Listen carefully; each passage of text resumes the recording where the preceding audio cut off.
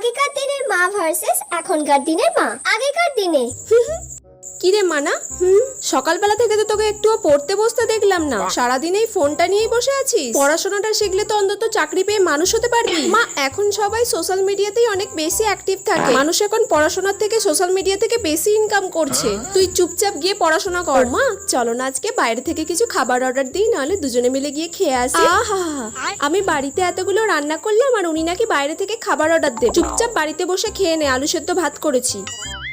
এখনকার দিনে আরে বেটু, তুমি সব সময় কেন বই নিয়ে বসে আছো? একটু সোশ্যাল মিডিয়ায় অ্যাক্টিভ হও না। মা, আমার পড়াশোনা করতেই ভালো লাগে। দেখো এখনকার জেনারেশনকে কত সোশ্যাল মিডিয়ায় অ্যাক্টিভ, আর সোশ্যাল মিডিয়া থেকে লাখ লাখ টাকা কামাচ্ছে, কিন্তু আমি পড়াশোনা করতে চাই। মা, বেটু চলো আজকে আমরা বাইরে থেকে লাঞ্চটা সেরে নিই। না মা, আমি বাড়িতে আলু সেদ্ধ ভাত খাবো। ঠিক আছে, তুমি আলু সেদ্ধ ভাত খাও, আমি বাইরে থেকে লাঞ্চ করে নিচ্ছি।